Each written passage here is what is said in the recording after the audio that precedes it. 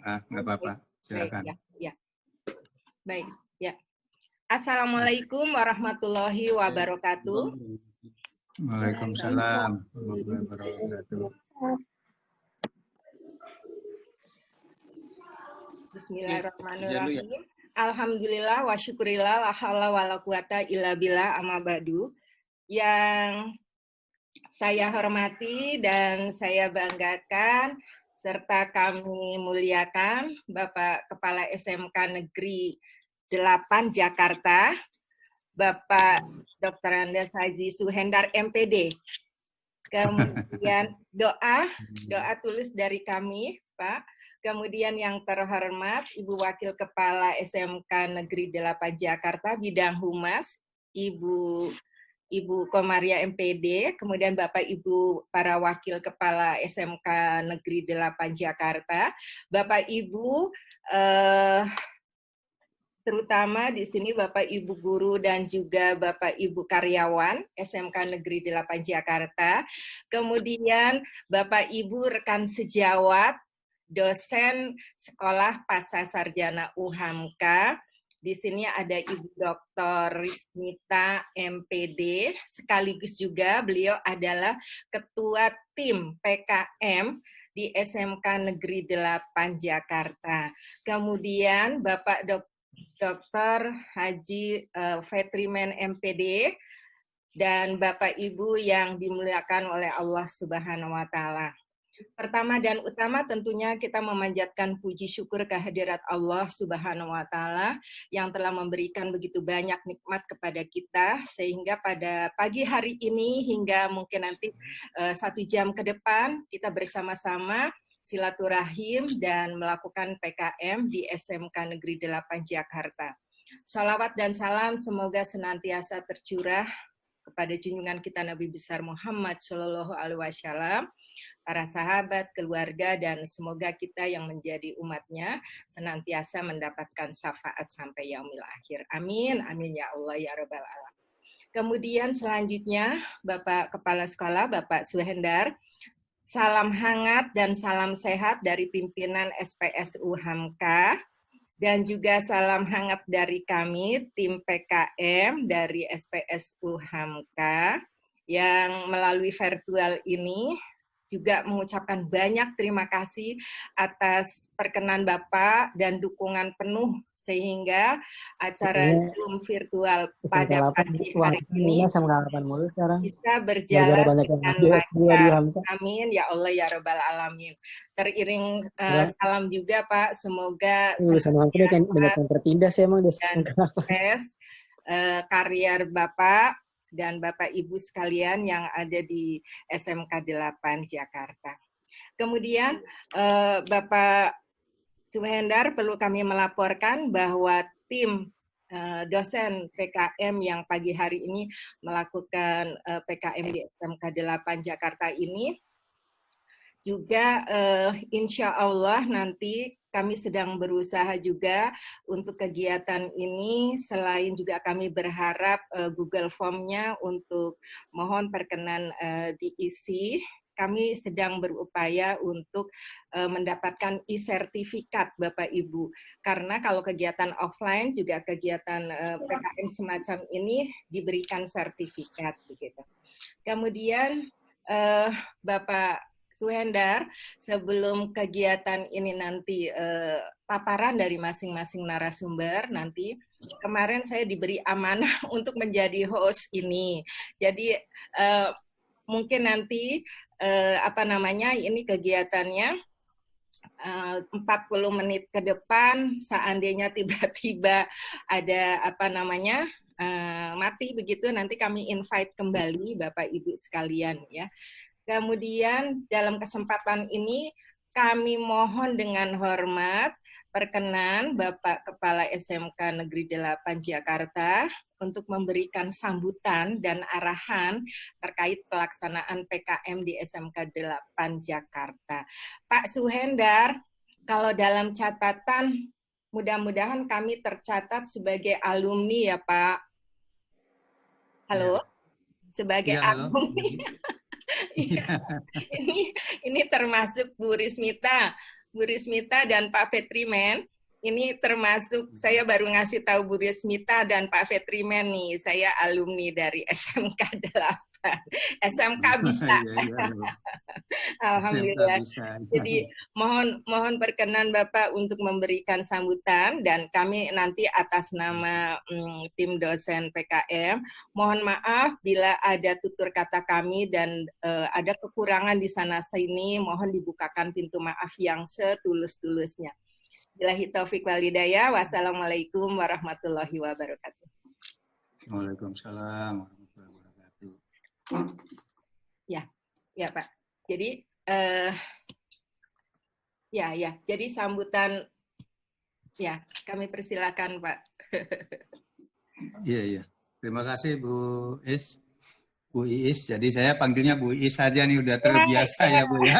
Sudah terbiasa Bu Iis itu. Jadi waktu masih di Dinas Pendidikan, jadi panggilnya Bu Iis saja.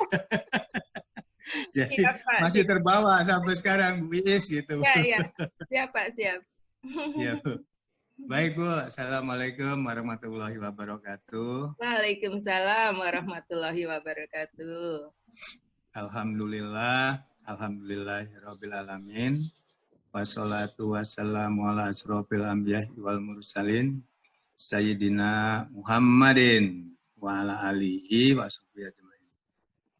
Ibu Istar Jatining Tias atau Bu Iis, jadi saya kagok nih, biasa Bu Iis yang saya hormati, dan tim dosen dari UHAMK yang melaksanakan kegiatan PKM ini yang saya hormati, dan Bapak Ibu Guru peserta SMKN 8 yang saya hormati. Marilah kita panjatkan puji syukur kehadirat Allah Subhanahu wa Ta'ala, Tuhan Yang Maha Esa. Pada pagi hari ini kita masih diberikan sehat walafiat sehingga bisa melaksanakan kegiatan rutin kita, diantaranya adalah melaksanakan kegiatan dari UHAMK yaitu PKM, kegiatan pengabdian masyarakat, gitu ya.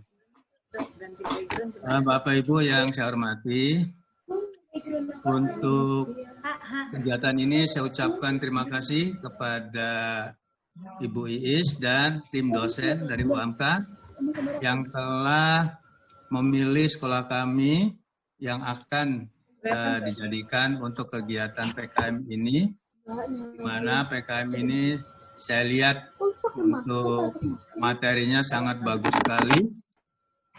Materi sangat bagus sekali, yaitu penerapan penilaian teknis, penerapan penilaian portofolio. Mungkin ini sangat diperlukan untuk Bapak Ibu Guru dalam rangka menilai portofolio anak-anak. Mungkin bisa digunakan, dan mohon kepada Bapak Ibu ikuti dengan baik dan dengan khusyuk ya kegiatan ini sampai akhir Bu Iis memberikan materi atau tim dosen dari UHAMK. Dan mudah-mudahan sukses Bu Iis untuk kegiatan ini ya sampai nanti selesai, dan Bapak Ibu Guru mungkin bisa menindaklanjuti dari kegiatan ini, terutama bisa dilaksanakan untuk penilaian portofolio kegiatan-kegiatan anak-anak di sekolah. Sukses Bu Iis, mudah-mudahan Bu Iis juga karirnya tambah sukses ya. Selamat, dan silakan mengikuti Bapak Ibu Guru kegiatan ini. Saya kira sekian saja Bu Iis, saya akhiri. Wassalamualaikum warahmatullahi wabarakatuh. Waalaikumsalam warahmatullahi wabarakatuh. Terima kasih banyak Bapak Suhendar yang telah memberikan sambutan dan dukungan penuh sehingga kegiatan PKM dari tim dosen Sekolah Pasca Sarjana UHAMK pagi hari ini berjalan dengan lancar. Mudah-mudahan. Terima kasih. Ini mungkin juga bukan kesempatan yang pertama dan terakhir. Mudah-mudahan nanti di kesempatan berikutnya kami masih diberi kesempatan ya Pak untuk sharing informasi, karena Tridharma Perguruan Tinggi selain akademik, pengabdian masyarakat dan juga penelitian begitu. Baik, Pak Slendar, mohon izin saya langsung mungkin materi ya, langsung ya Pak. Terima kasih banyak dan mohon izin Pak. Iya, silakan Bu, silakan Bu, silakan Bu. Saya sampaikan di sini. Silakan Bu. Ya. Iya. Dan mungkin saya mohon izin untuk mengikuti Zoom yang lain Bu. Siap Pak. Terima kasih sekali lagi Pak. Terima kasih. Ya. Iya Bu, sama-sama Bu. Ya. Baik ya. Bapak Ibu mohon izin, slide saya sudah terlihat Bapak Ibu? Sudah Ibu. Sudah? Jelas atau tidak Bapak Ibu? Jelas? Jelas Bu. Sudah Bu, jelas Bu. Jelas. Iya Bu. Alhamdulillah, terima kasih banyak ya Ibu Bapak. Baik, Bapak dan Ibu. Jadi ya, kami merasa terpanggil Bapak dan Ibu untuk melakukan pengabdian masyarakat di SMK 8 Jakarta.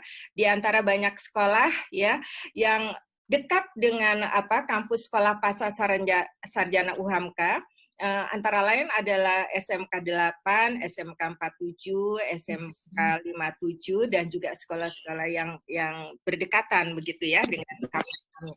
Kami merasa terpanggil dan merasa ada ikatan emosional begitu. Aduh, ini sekolah alma mater saya loh nih. Aduh, saya masih berbakti nih ya. Begitu. Jadi mudah-mudahan Bapak dan Ibu gayung bersambut ya. Jadi kenapa yang dipilih Bapak dan Ibu latar belakang ini adalah mengenai portofolio. Jadi kami di beberapa kesempatan Bapak dan Ibu bertiga ini, Ibu Dr. Rismita, Ibu Dr. Vetriman, itu termasuk kemarin itu beberapa kali menjadi tim juri. Tim juri tingkat Provinsi DKI Jakarta dalam rangka untuk pemilihan guru berprestasi dan karyawan berprestasi.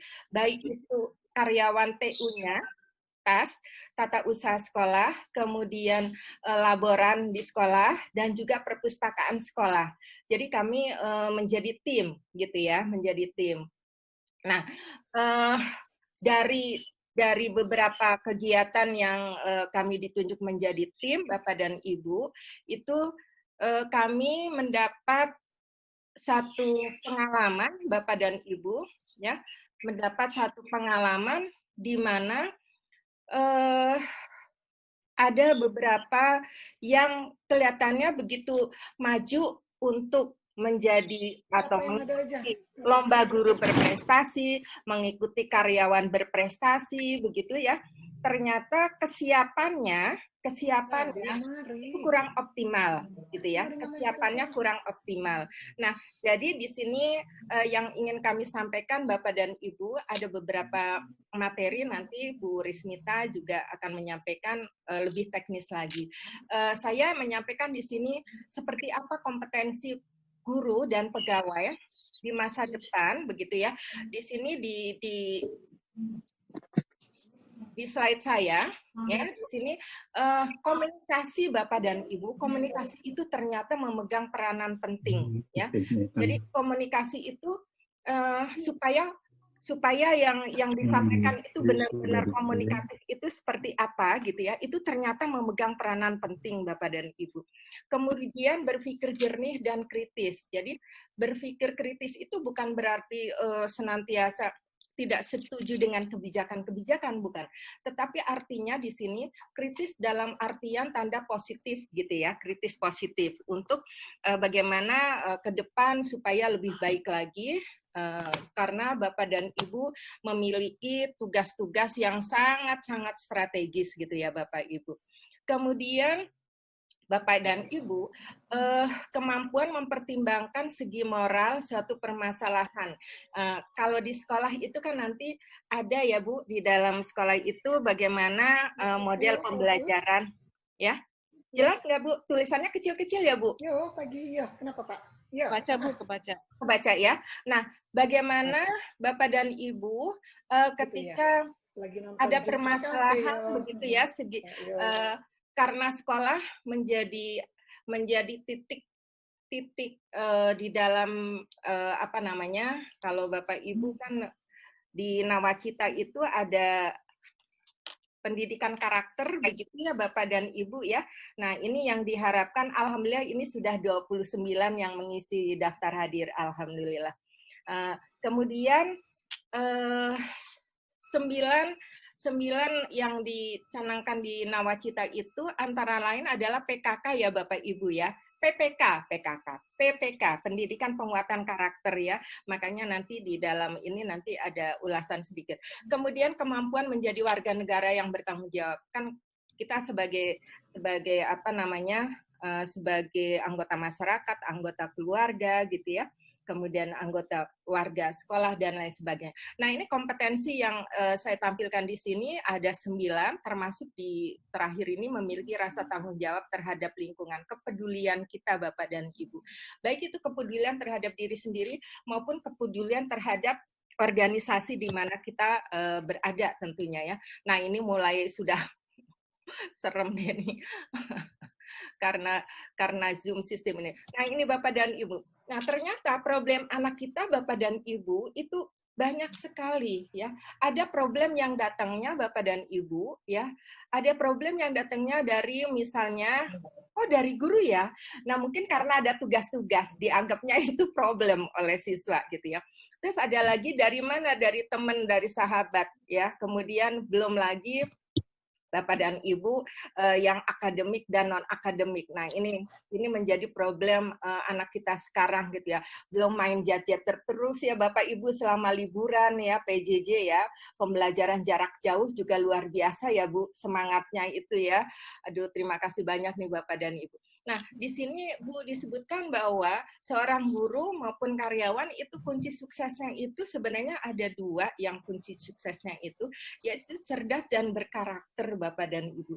Berkarakter termasuk semangat yang membara, itu juga karakter Bapak dan Ibu. Ya, saya pikir juga Bapak Ibu sudah melaksanakan ini.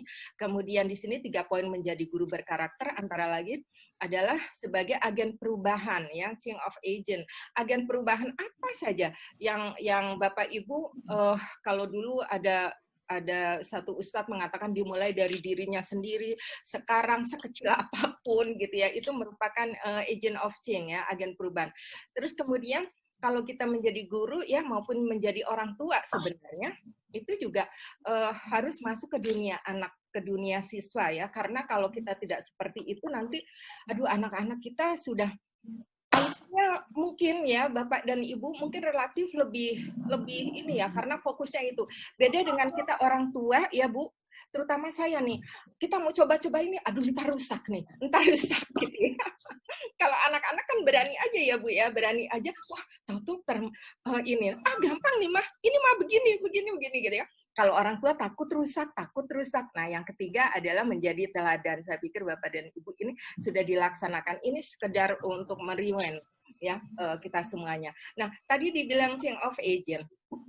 Bapak Ibu, mohon maaf ini. Saatnya Bapak dan Ibu atau kita nih semuanya ya, tadinya masih di era ini, kemudian kita karena menjadi agen perubahan, kita sekarang sudah menjadi plus.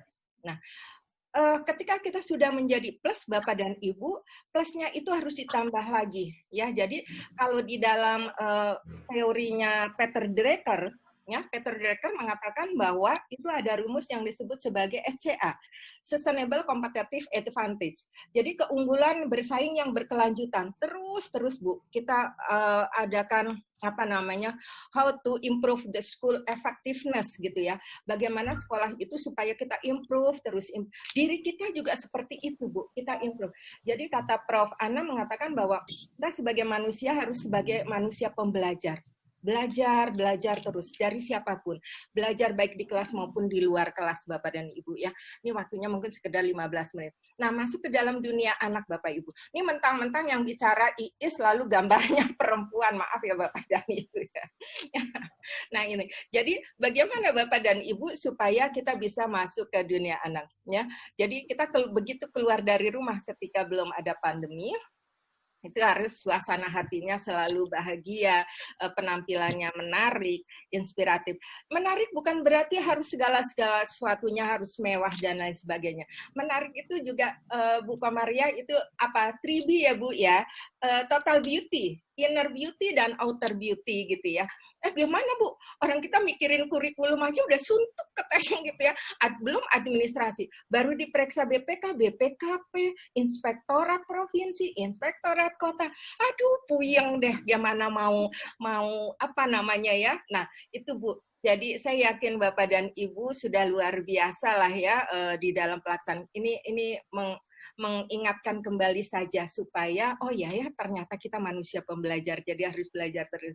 Jadi seperti itu Bapak dan Ibu, mudah-mudahan Bapak dan Ibu ketika apa ya namanya saya bilang sama teman-teman sama anak-anak muda begitu ya, ini nih walaupun saya usianya sudah di atas 60, bayangkan Bapak dan Ibu guru terutama nih, kemarin saya ikut ujian sertifikasi dosen Bapak dan Ibu, itu umur saya udah 60 tahun. Wah, saya bilang yang ikut teman-teman saya itu masih muda-muda Bapak Ibu, umur 25, umur 30, saya paling tuir Bapak dan Ibu. Bayangkan itu seluruh Indonesia waktu itu yang ikut tuh 6.026 gitu ya. Dari UHAMKA itu ada sekitar 75 gitu Bapak dan Ibu.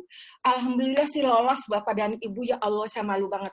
Kalau ketemu Pak Rektor ditanya, Bu Is, Sardosnya sudah lulus belum? Belum ada pengumuman Pak Rektor, ya Allah. Aduh, belum ditanya sama mahasiswa yang jadi menilai saya. Belum ketemu sama dosen sejawat. Bu Is gimana pengumuman serdosnya sudah keluar atau belum?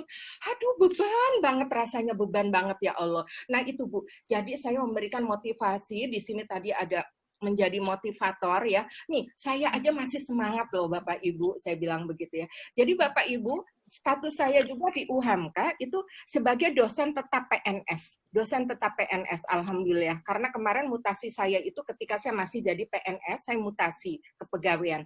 Jadi dosen Kementerian Pendidikan dan Kebudayaan ditugaskan di UHAMKA Bapak dan Ibu ya. Ini saja motivasi gitu. Nah, terus tingkatkan terus Bapak dan Ibu motivasi kita ya menjadi orang baik gitu, bisa menyenangkan, bisa menjadi inspirator untuk dirinya sendiri dan juga untuk lingkungannya. Jadi seperti itu Bapak dan Ibu. Kemudian yang ketiga, bisa menjadi teladan. Bisa diteladani. Bukan telak dan, tapi bercanda ya Bapak Ibu, Bu Komaria, mohon maaf bercanda. Jadi bagaimana supaya bisa menjadi teladan? Ternyata begini Bapak dan Ibu.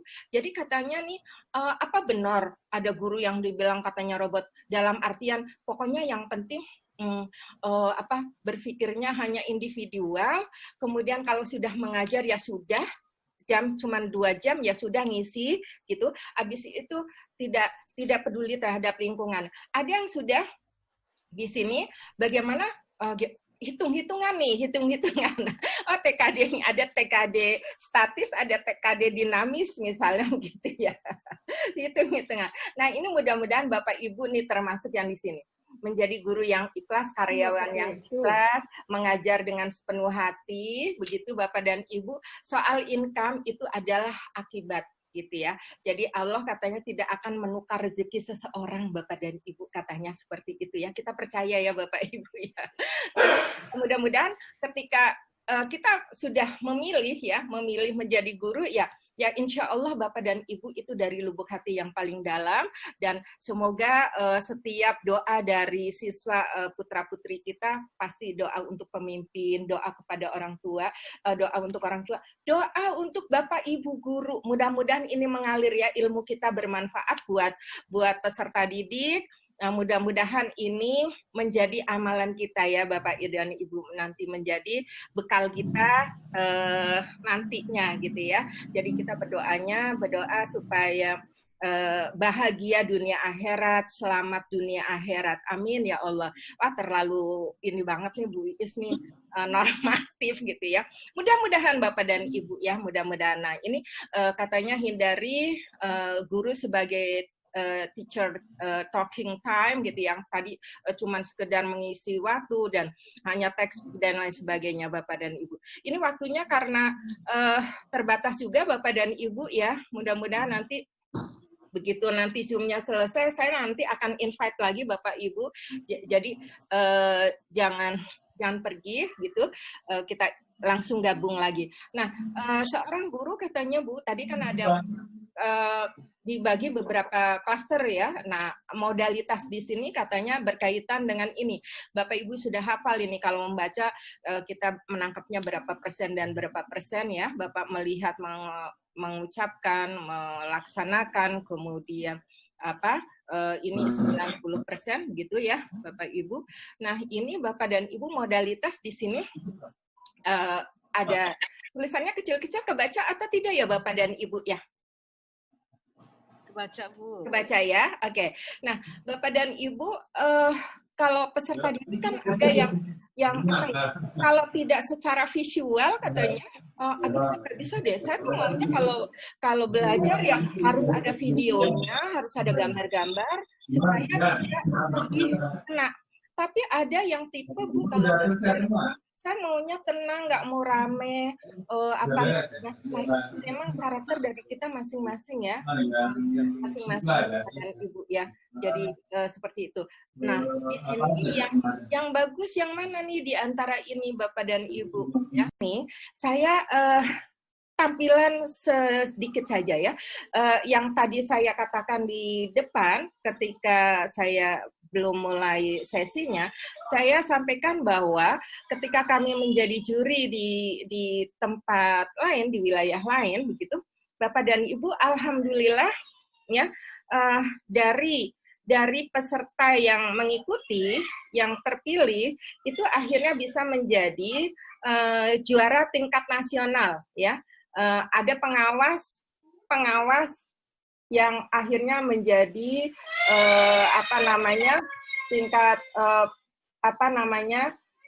juara tingkat nasional ya, dan juga waktu itu ada guru TK yang tingkat nasional ya, guru berprestasi, pengawas berprestasi gitu Bapak dan Ibu. Nah, ini nanti akan diterangkan oleh Ibu Rismita secara teknis nanti. Halo Bu Rismita, Assalamualaikum. Halo Bu Rismita. Ya, Bapak Ibu, itu mungkin yang bisa saya sampaikan. Nah, akhirnya saya mengucapkan banyak terima kasih kepada Bapak dan Ibu atas partisipasinya.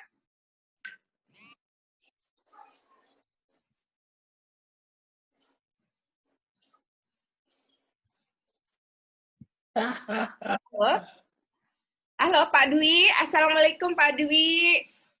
Waalaikumsalam Ibu. Alhamdulillah, terima kasih banyak ya Pak Dwi.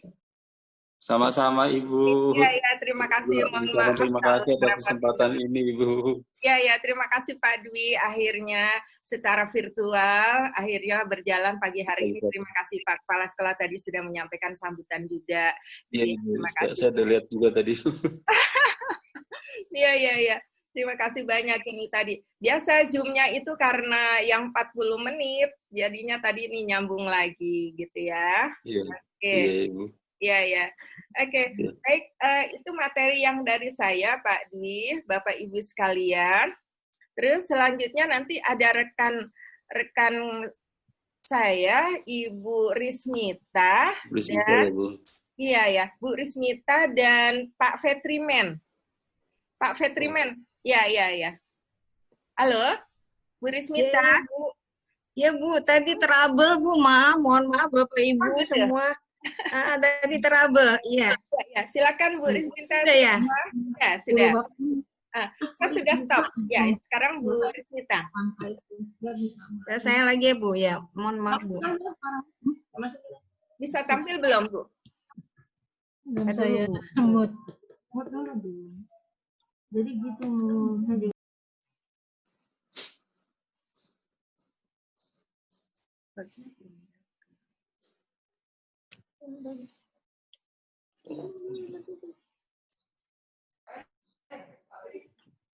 Udah ya Bu?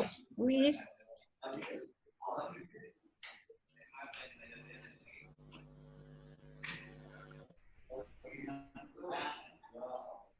Deh. Assalamualaikum Bapak Ibu semua. Waalaikumsalam, Bu. Ya, mohon maaf Pak Dwi. Tadi Bu sudah menyampaikan tentang guru profesional ya. Ya, Bu. Untuk ini, saya langsung ke intinya aja ya Pak ya, Bapak Ibu. Ya, silakan Ibu. Iya, mohon maaf.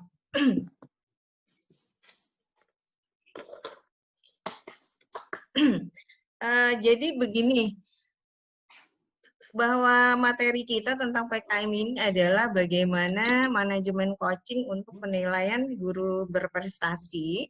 Jadi tujuan untuk guru berprestasi ini adalah bagaimana meningkatkan kualitas pendidikan. Kemudian dalam meningkatkan kualitas pendidikan tersebut, itu tujuannya ada. Jadi tujuannya seperti ini. Yang pertama itu adalah bagaimana memotivasi guru. Yang kedua, memberi penghargaan kepada guru. Jadi kalau seandainya seorang guru itu sudah mendapatkan guru berprestasi, berarti diberikan penghargaan. Kemudian tujuan yang lainnya itu adalah mengukur kinerja dari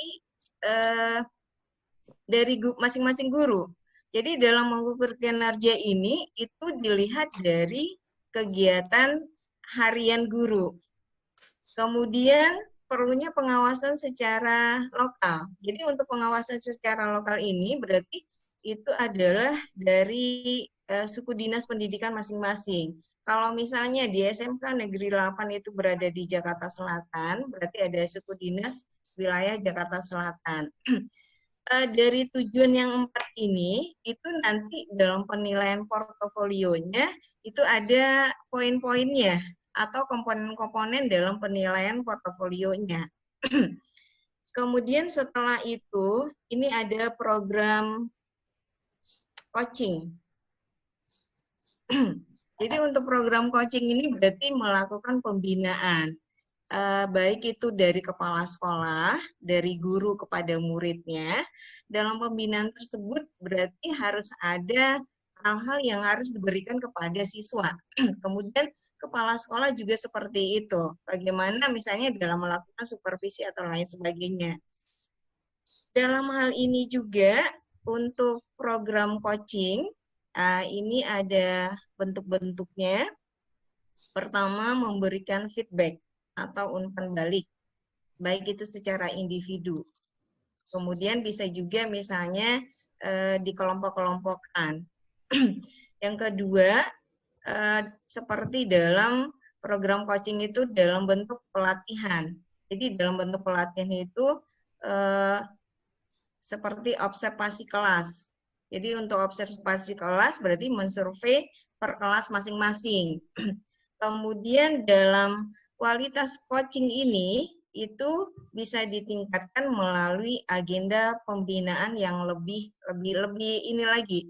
Misalnya diadakan per kala waktunya, misalnya sekali sebulan atau misalnya berapa kali. Itu untuk program coaching. Kemudian setelah dari program coaching ini kegunaannya. Bahwa program coaching kegunaannya untuk mengintervensi secara efektif kepada siswa dalam mencapai keberhasilan pendidikan. Kemudian fungsinya sebagai sarana transformasi pengalaman pribadi dalam krisis pribadi atau profesional.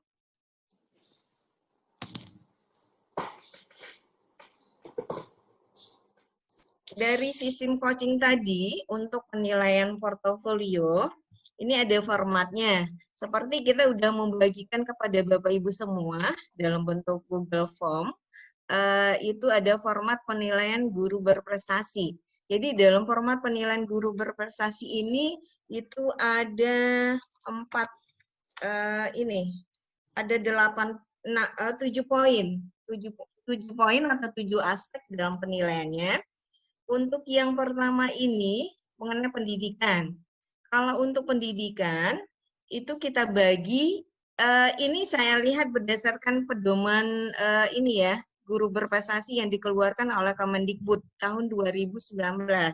Jadi karena kita sudah mengadakan atau kita ditunjuk sebagai dosen-dosen SPS UHAMKA itu sebagai juri udah 4 kali oleh Suku Dinas Pendidikan Jakarta Barat.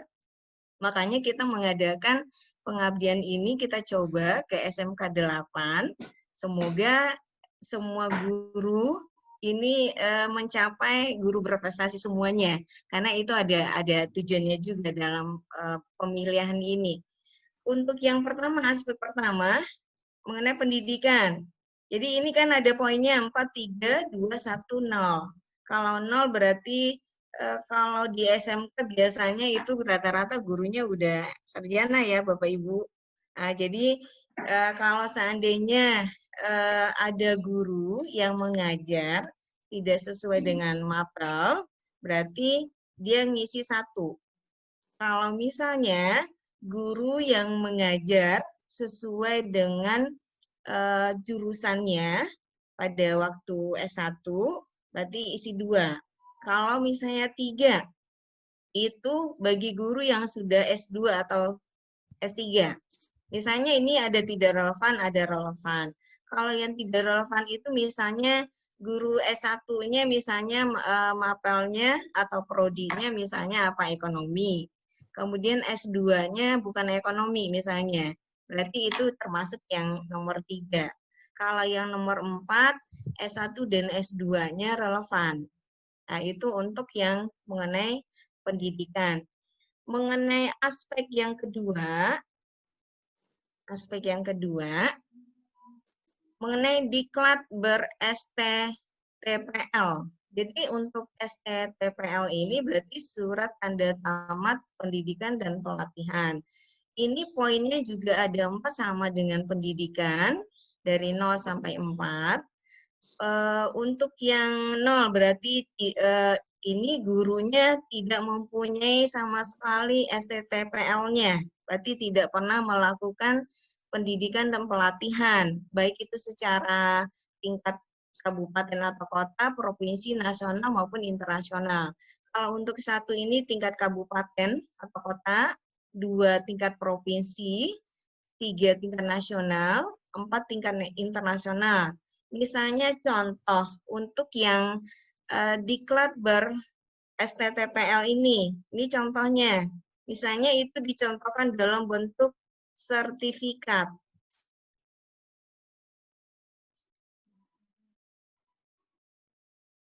Nah ini, misalnya contohnya ini. Kemudian contoh yang lain,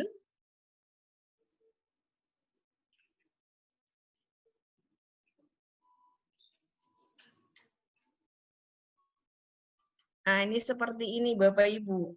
Ini contohnya. Kalau ini kan berarti STTPL-nya secara nasional. Berarti untuk secara nasional itu diisi 3. Berarti skor nilainya 3. Kalau misalnya tadi untuk yang pendidikan, rata-rata misalnya guru SMK di SMK Negeri 8 itu misalnya 2 misalnya. Berarti tadi skornya 2. Kalau untuk yang ini STTPL, kalau punya ini secara nasional, berarti ini 3. Kalau ada secara internasional, berarti isinya 4. Itu contoh untuk mengisi diklat ber-STTPL. Kemudian yang ketiga. Yang ketiga, kunjungan tugas kedinasan. Untuk kunjungan tugas kedinasan ini dalam 2 tahun terakhir. Misalnya dimulai dari 2018 sampai sekarang. Jadi itu terhitung dari 2018. Bagaimana contohnya untuk kunjungan tugas kedinasan ini? Misalnya contohnya seperti ini.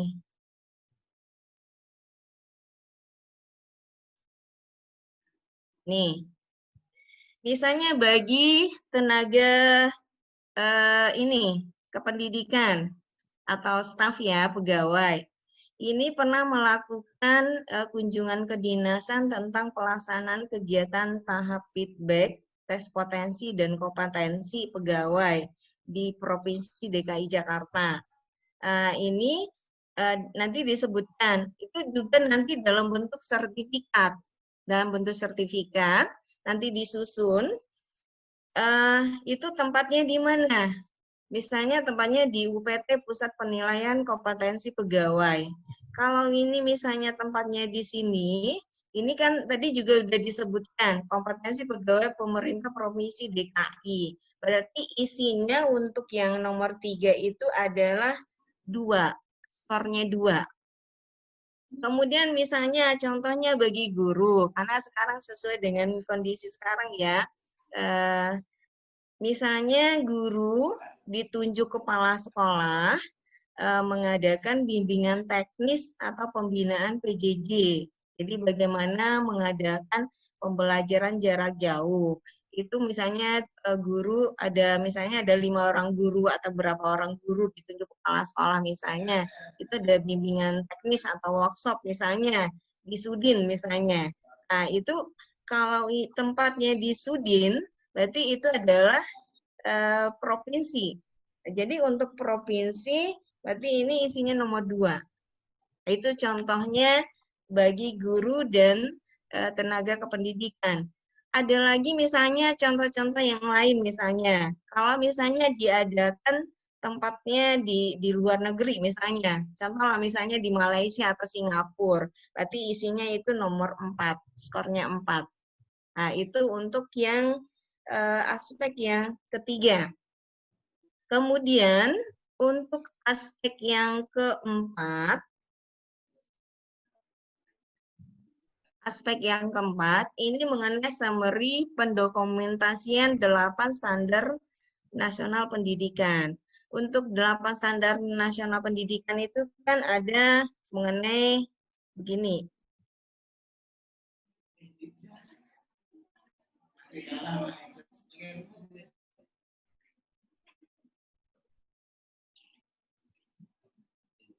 Bentar, Bapak.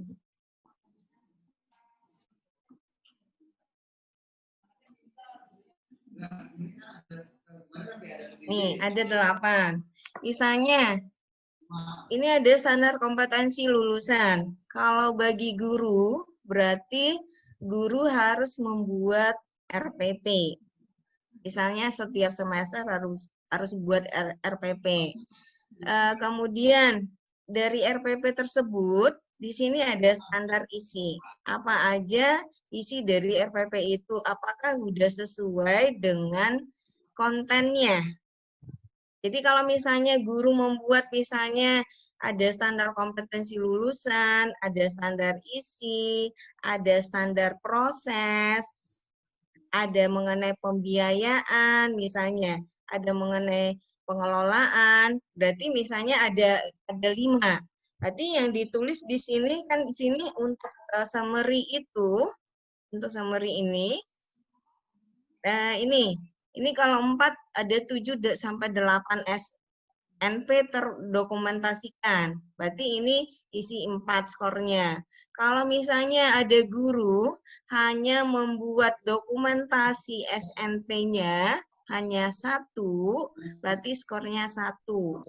Kalau seandainya ada 4, berarti skornya 2. Dan seterusnya. Itu untuk pendokumentasian standar nasional pendidikan.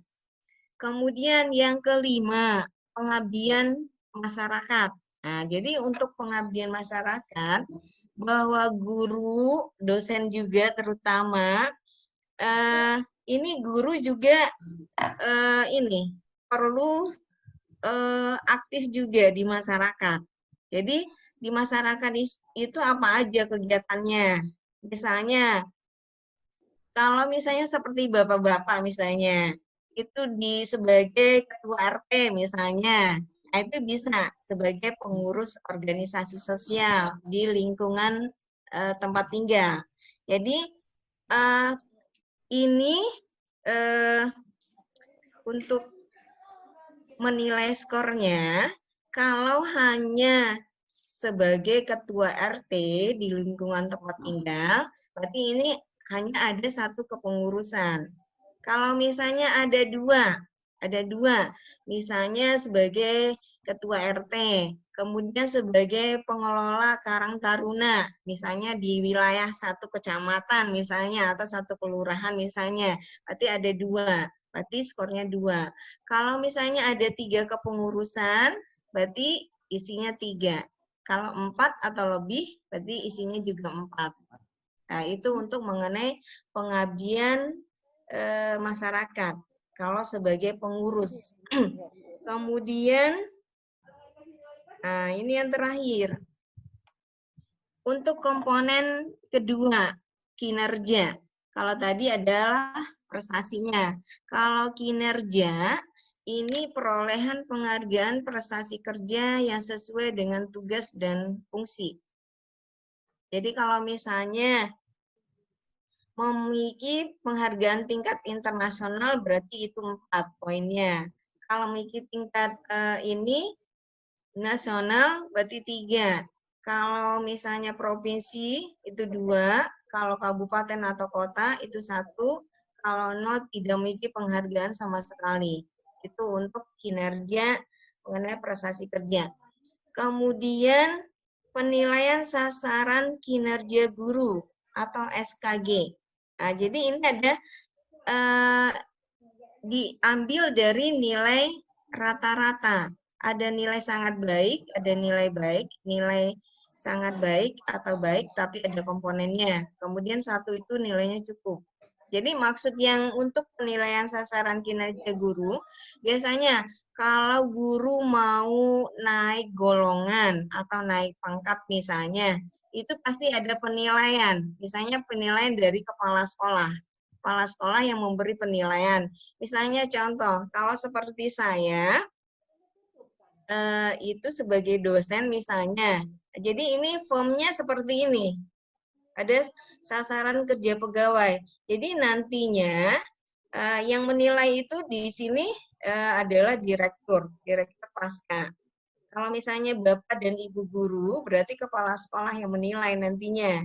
Kepala sekolah, nanti dari nilai itu nanti ada pengukurannya. Pengukuran ini itu sesuai dengan tugas Bapak Ibu dan Bapak Ibu guru. Jadi komponen-komponennya apa aja. Kemudian nanti ada nilai akhirnya. Nilai akhirnya itu nanti diperoleh nilai akhirnya apakah nilainya sangat baik. Misalnya sangat baik itu nilainya di atas 80. Nanti dirata-ratakan dari komponen nilai yang tadi. Kemudian ada nilai baik, nilai sangat baik, tetapi ada komponennya. Kemudian ada nilai cukup. Itulah untuk format dalam penilaian guru berprestasi. Ini adalah untuk portofolionya. Setelah ini di skor masing-masing yang tadi, dari komponen yang pertama tadi sampai terakhir, maka nanti itu bisa dinilai rata-ratanya semua. Jadi ini kan dijumlahkan dulu, nanti baru bagi 4 dikali dengan 100%. Itulah nilai portofolio dari masing-masing guru. Jadi misalnya contoh, kalau misalnya di pendidikan, semua guru di SMK itu misalnya itu 3 misalnya. 3 ya, S3 atau S2 misalnya, atau 4 misalnya. Jadi itu 4. Poin yang pertama 4. Poin yang kedua misalnya 2. Itu nanti dijumlahkan. Misalnya kalau jumlahnya misalnya 50 misalnya, berarti 50 bagi 28 kali 100%. Nah, itulah nilai dari portofolio dari seorang guru atau tenaga kependidikan. Begitu untuk caranya. Sekian dari saya, semoga bermanfaat dan semoga Bapak Ibu guru yang ada di sekolah ini bisa memperoleh guru berprestasi dan tenaga administrasi yang berprestasi juga. Saya kembalikan kepada Bu Iis. Ya.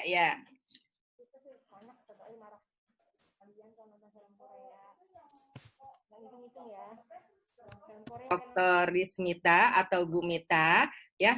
Mudah-mudahan info yang singkat, padat dan jelas ini Bapak dan Ibu bisa bisa menyimak sepenuhnya tadi ya.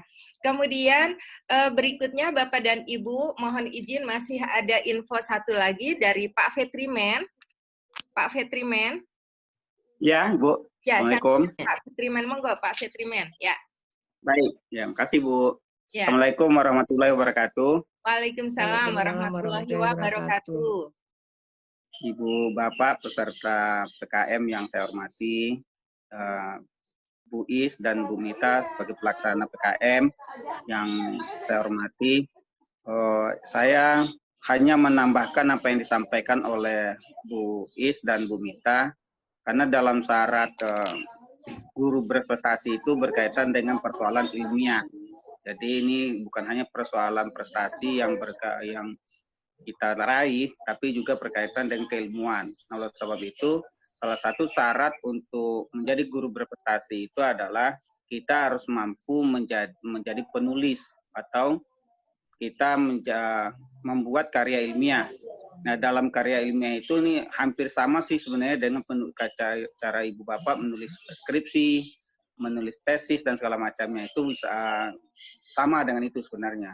Hanya saja kalau dalam penulisan karya ilmiah guru berprestasi itu berkaitan dengan visi dan misi yang ada di sekolah. Jadi apa yang Ibu Bapak alami di sekolah itu, Bapak Ibu alami di sekolah harus dituliskan untuk kemajuan sekolah.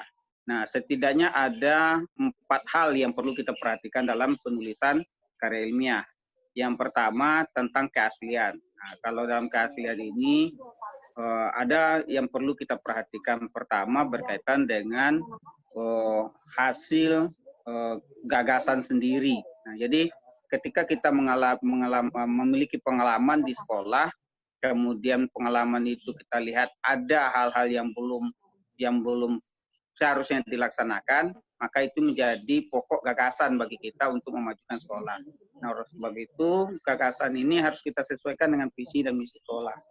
Nah, tentu saja gagasan ini harus ada konsepnya.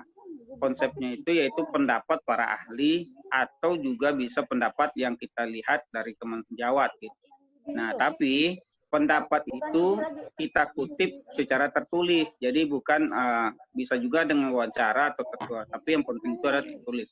Nah, yang perlu kita perhatikan adalah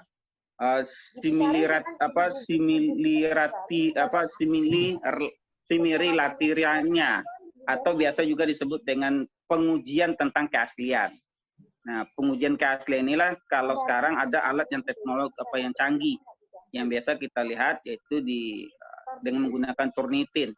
Nah, itu boleh hanya melakukan pengutipan atau sitasi, itu hanya sekitar di bawah 30%, paling maksimal benar 30%. Nah, yang lainnya itu adalah pendapat kita sendiri, yaitu apa yang harus gagasan-gagasan yang kita sampaikan. Nah, ini harus penulisan karya ilmiah ini harus relevan dengan fungsi dan peran kita di sekolah.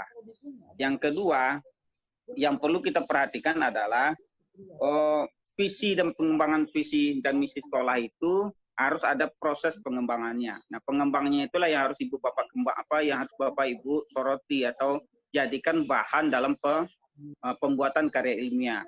Nah, ini harus jelas. Kemudian yang pengembangan apa yang harus kita lakukan. Nah, kemudian yang ketiga yang perlu kita perhatikan adalah apa yang Ibu tawarkan sebagai solusi, Ibu Bapak tawarkan sebagai solusi dalam karya ini. Nah, itu berkaitan dengan pentingnya relevansi dalam penulisan karya ilmiah berkaitan dengan peran Ibu Bapak selama berada di sekolah. Yang ketiga, yang perlu kita perhatikan adalah metode ilmiahnya. Nah, ini harus, kalau metode ilmiah itu kan berkaitan dengan metodologi, harus bersifat ada penjabarannya, kemudian menjadi solusi bagi kita. Nah, ketika Ibu Bapak menulis karya ilmiah itu harus berdasarkan kepada fakta dan data. Ini biasanya ditulis salah satu sebab kenapa kita menulis menjadikan topik dalam penulisan ilmiah itu. Nah, makanya dia harus berbasis data dan fakta.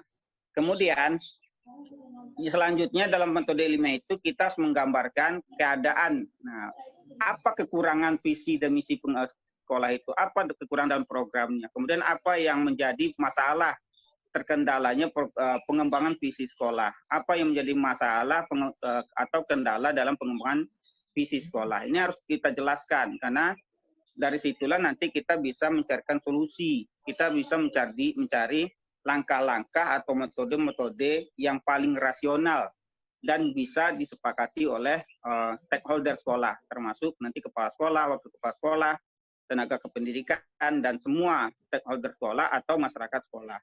Dan kemudian bahasa yang digunakan juga bukan bahasa sehari-hari, tapi juga bukan bahasa daerah, tapi bahasa Indonesia. Yang dulu ada istilah EYD, kalau sekarang ada istilah PUEB atau Pedoman Umum Ejaan Bahasa Indonesia. Harus bahasanya bahasa baku, bukan bahasa gaul. Nah, biasa kan kalau sekarang ini kan bahasa alay, kalau kata anak sekarang itu kan, anak-anak muda sekarang itu, anak-anak milenial itu. Nah, kalau kita di anak-anak kolonial kan enggak, bahasanya harus sesuai dengan bahasa yang diajarkan dalam bahasa yang baku dan bahasa Indonesia. Nah, kemudian yang terakhir, yaitu dalam penulisan karya ilmiah itu yang perlu kita perhatikan adalah kemanfaatannya. Manfaatnya untuk apa sih? Gitu. Nah, pertama, manfaat dari karya ilmiah kita itu harus memiliki dampak atau membawa perubahan atau menawarkan gagasan atau ide apa yang menurut kita, menurut penulis yang menjadi membawa perubahan, dan itu harus terlaksana dengan sendiri, dengan bermusyawarah dengan stakeholder lain. Yang kedua, manfaatnya adalah memberikan informasi atau memberikan inspirasi. Nah, inspirasi kepada masyarakat sekolah, termasuk di situ ya kepala sekolah, termasuk siswa dan teman-teman sejawat, kemudian tenaga pendidikan. Yang ketiga, menumbuhkan etos kerja, semangat kerja, kemudian motivasi dalam melakukan karya tulis. Nah, jadi daripada melamun ya kita menulis sedikit-sedikit, nah itu bagian dari etos kerja yang harus kita lakukan. Nah, itu harus ada manfaatnya dalam karya ilmiah tersebut atau karya tulis itu. Yang keempat yang perlu kita perhatikan adalah apa sih manajemennya gitu, atau puaknya, perencanaannya apa, planningnya apa, organizingnya apa, accountingnya apa, kontrolnya bagaimana. Nah, ini manajemen itu harus kita lakukan di dalam, harus kita tawarkan di dalam penulisan karya ilmiah, karena itu yang menjadi salah satu dampak penting atau masalah apa yang membawa pengaruh yang sangat besar dengan ide dan gagasan kita itu. Nah, yang terakhir kita harus menggambarkan atau menjelaskan bagaimana daya juang sekolah mulai dari awal mengembangkan visi dan misi sekolah, kemudian sampai kepada tahap terakhir dalam bentuk karya tulis ini juga bisa dalam bentuk karya semacam evaluasi kita terhadap pengembangan visi dan misi sekolah. Inilah kemanfaatan dalam proses penulisan karya ilmiah atau best practice-nya guru berprestasi yang harus kita lakukan di tingkat manapun, mulai dari tingkat TK, tingkat SD, tingkat SMP, dan tingkat SMA atau SMK. Nah, ini harus menjadi perhatian bagi ibu bapak yang menjadi peserta untuk mengikuti guru berprestasi. Mungkin itu tambahannya dari saya. Mudah-mudahan ada manfaatnya yang tampaknya. Assalamualaikum warahmatullahi wabarakatuh. Waalaikumsalam warahmatullahi wabarakatuh. Terima kasih Pak Fetrimen, Bapak Ibu, terima kasih banyak. Mungkin untuk closing nanti mohon perkenan Ibu Komaria, Wakil Kepala SMK 8 ya. Jadi monggo silahkan, tapi yang jelas ada pertanyaan nggak Bu Is? Saya mau bertanya, Bu. Nggak ada diskusi? Nggak ada ya? Saya boleh mau bertanya, Ibu? Ya boleh, nggak apa-apa. Baik, Ibu, terima kasih. Ya. Yang terhormat Bapak Kepala Sekolah, Ibu Iis, Ibu Rismita, dan Pak Fetrimen. Saya Sri Mulyani, Pak, Bu. Untuk ini kan pembahasannya tentang portofolio saat kita mengikuti Gupres. Iya. Kebetulan saya pernah mengikuti Gupres untuk tingkat Jakarta Selatan dan alhamdulillah mendapat peringkat 1. Tetapi saat masuk Alhamdulillah. ke tingkat DKI belum berhasil untuk ke tingkat nasional. Nah, kalau tidak salah saya kurang lebih mungkin 5 tahun ke belakang ikutnya.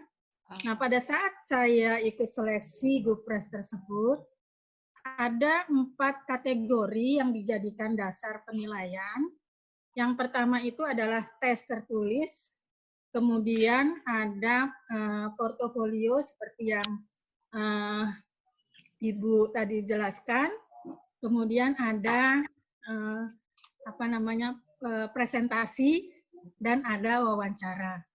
Nah, kemudian dari keempat komponen tersebut, baru kita bisa mendapatkan penilaian. Tetapi setelah waktu saya 5 tahun lalu, kemudian berikutnya untuk Gupres berikutnya itu tidak lagi menjadi keempat itu dites bersamaan. Jadi sekarang ini kita guru tertulis dulu, semacam tes pengetahuan atau kompetensi dulu. Jika tidak lulus, maka tidak bisa ikut ke tahap berikutnya. Tetapi kalau sudah lulus di tes tertulis itu, baru kita diminta mengajukan portofolio. Seperti itu, Bu. Nah, jadi bagaimana tanggapan Ibu kalau seperti ini? Jadi seakan-akan menurut saya portofolio itu tidak lagi menjadi dasar gitu, tidak lagi menjadi hal yang utama, tapi yang diutamakan adalah tes tertulis dulu.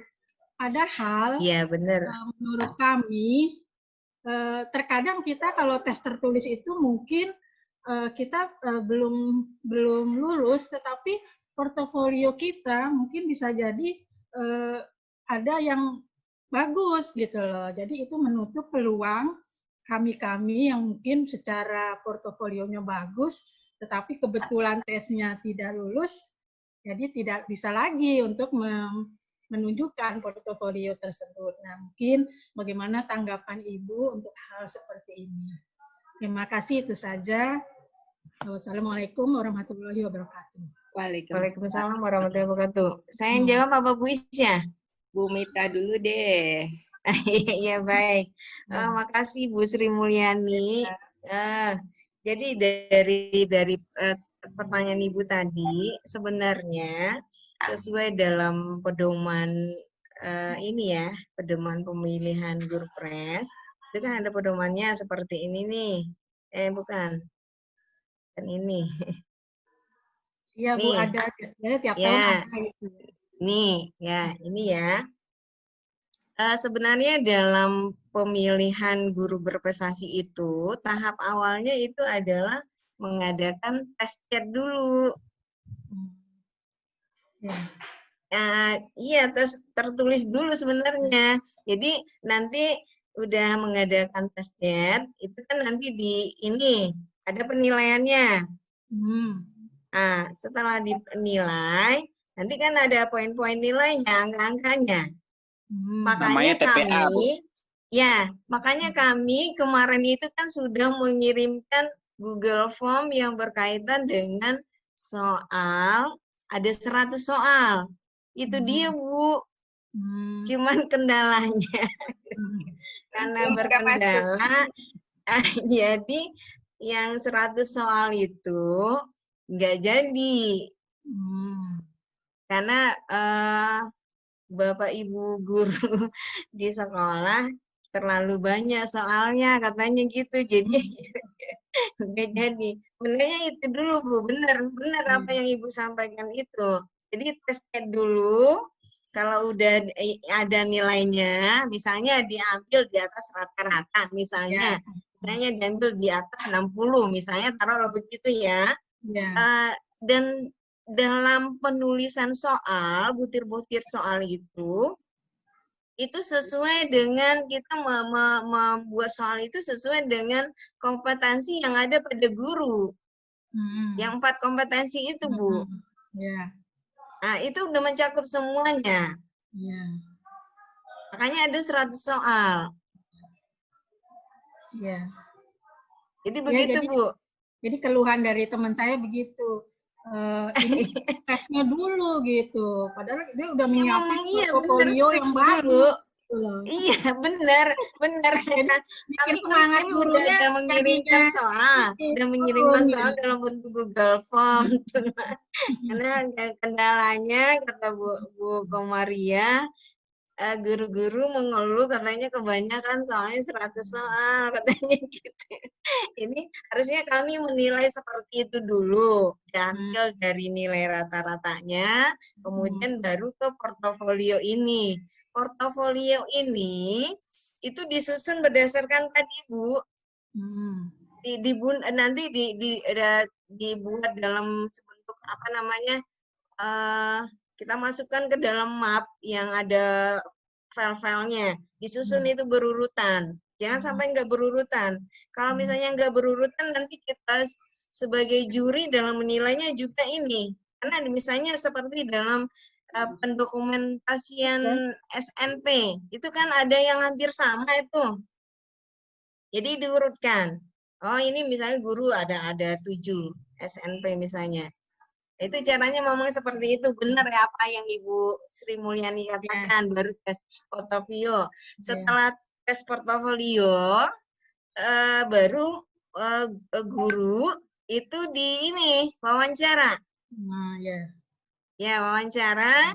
Dalam wawancara itu tentunya guru juga harus membuat makalah seperti yang disampaikan Pak Patriman tadi. Best practice. Ya, best practice. Misalnya guru membuat tentang analisis PTK. Atau misalnya mengenai analisis HOT misalnya yang berkaitan dengan MAPEL. Nah, apakah dalam membuat makalah atau karya ilmiah tersebut itu sudah sesuai dengan susunan yang disampaikan Pak Patriman tadi? Kebanyakan banyak yang tidak sesuai dengan itu. Kebanyakan begitu. Nanti ya Bu, jadi kita memahaminya gini, jadi seolah-olah portofolio bukan yang utama gitu, yang utama tesnya gitu. Enggak Karena utama. Kalau kita nggak lulus tes kan otomatis nggak bisa menunjukkan portofolio. Iya benar. Benar Padahal Bu. kita terkadang di portofolio itu kita menyusun modul, kita membuat makalah, kita membuat buku, buat RPP, apa yang lainnya. Gitu. Itu jadi tidak dilihat gitu loh unsur-unsur itu.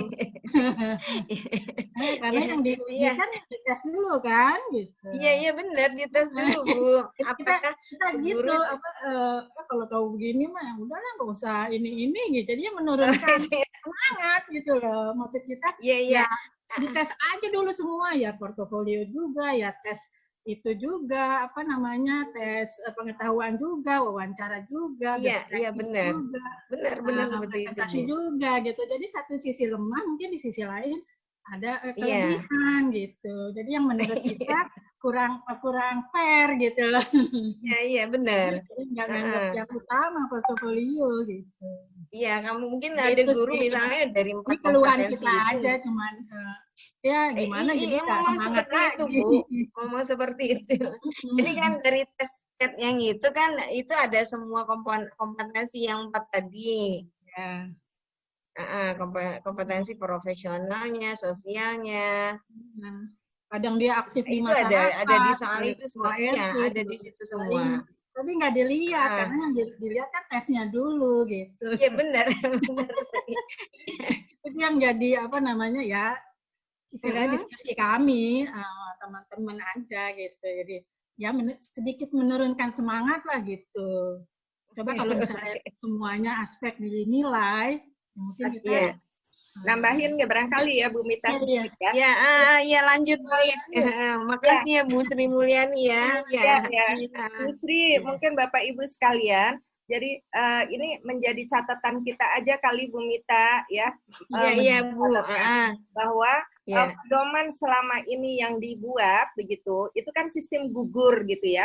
Nah, saya bisa membaca ini dari Bu Sri Mulyani. Sebaiknya jangan sistem gugur gitu ya, supaya ini simultan dilakukan. Jadi di sisi mana yang ini mungkin nanti masih ada waktu gitu ya untuk mana nih bahan ajarnya nih udah lengkap, aktivitas di masyarakat lengkap nih gitu ya. Jadi mungkin saran-saran kita sebagai tim juri untuk guru berprestasi, tenaga sekolah, tenaga usaha, tenaga administrasi sekolah. Ya, TAS ya, tenaga administrasi sekolah, kemudian laboran sekolah dan perpustakaan sekolah yang kemarin kita sudah beberapa kali jadi tim juri begitu. Nah, ini bisa jadi masukan juga kali ya Bu Mita ya nanti ya. Iya Bu. Biar nanti jangan ya perlu, ini kan aspirasi juga perlu untuk apa, ini kita baru dapat masukan juga nih dari Bu Sri Mulyani ya. Kalau kemarin ketika kita jadi dewan juri nggak ada masukan kayak gini ya, nggak ada yang berani menyampaikan apa bagaimana gitu ya kemarin. Ya kita kan karena ditunjuk Sudin juga ya Bu ya. Iya, jadi nanti Sudin ya, ini kita kasih masukan ke Sudin nanti kasih masukan ke dinas ke kementerian gitu ya, atau nanti kalau misalnya kita juga ada link juga ke sana, kita sampaikan coba deh jangan sistem gugur seperti ini, karena ternyata seseorang itu justru sudah banyak karyanya, tetapi ketika ikut di awal untuk apa ya kemarin ya namanya ya, ketika tes chat Bu. Ya di laboratorium itu di SMK 78 ya Jakarta Barat itu. Ya tes chat. Komputer asid. Kemudian itu sudah mulai ini. Ya, terima kasih Bu Sri Mulyani.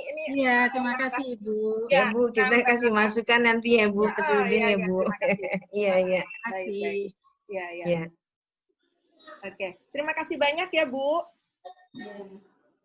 Bapak Ibu yang lain masih ada pertanyaan?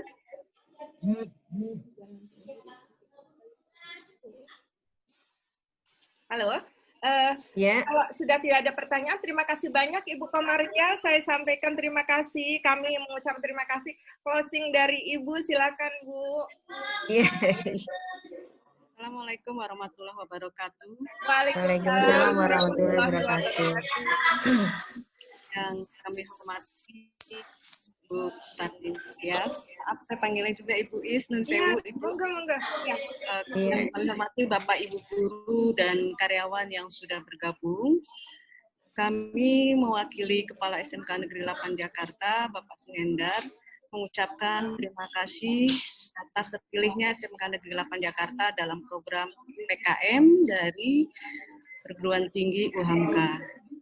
Semoga apa yang sudah disampaikan panjang lebar oleh Ibu Is dan rekan-rekan tim dosen memberikan manfaat, memberikan kontribusi, dan menjadi kami semua menyiapkan diri secara personal dan secara administrasi untuk memperoleh predikat guru berprestasi. Namun jauh lebih penting itu selain prestasi mungkin praktiknya kita